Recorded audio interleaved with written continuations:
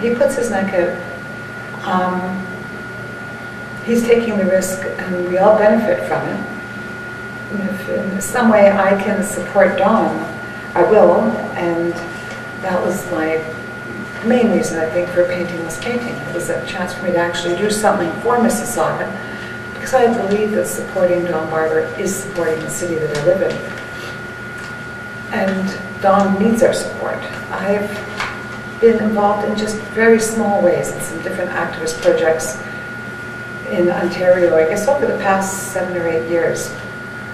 And so when Don told me that he was facing charges of assault, I believe it's public mischief, I knew enough to read into those charges.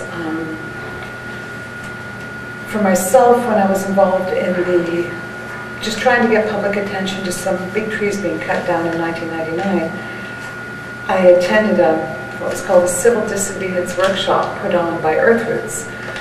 And it was mainly to protect myself. I wasn't planning on doing anything illegal. But I had some friends who warned me that I had to be really careful or I'll find myself being charged with things.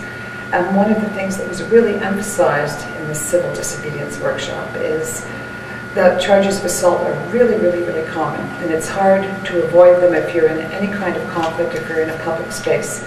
So we were basically taught, keep your hands in your pocket, your elbows to your sides, because if you're dealing with any police officers or security guards and you inadvertently touch them in any way, you can be charged with assault. In my experience that year when I was sitting in a tree and I refused to come down from the tree, and with my training in civil disobedience behavior, I knew not to touch anybody. I had police officers in the tree, I had firemen in the tree, and I kept my hands to myself.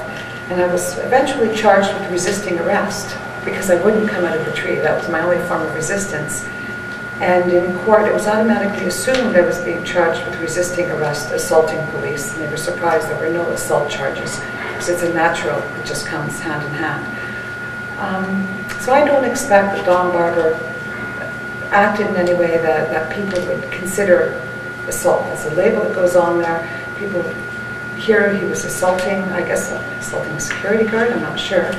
I'm guessing that this was nothing near what we think of it as being assault. And I hate to think of Don standing in court with nobody there beside him when he's protecting something that we all benefit from. He won't be staying there, I'll be there. I don't know what I can do, but I'll be there.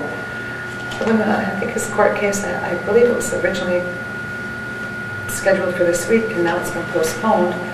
And I'll be there. There are a lot of, Don Barber has a lot of supporters in Mississauga, people who have watched what he's done over the years and people who he's helped, these charges that he's facing right now.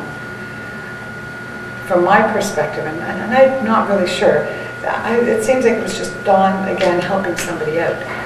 I've known Don from his efforts to protect the Cawthra bush and the animals that live in Cawthra bush. And this was a matter that wasn't related to that at all. But over the years, Don has gained some expertise, and he helps people out who are coming to City Hall to quite reasonably put their concerns up in front of City Council.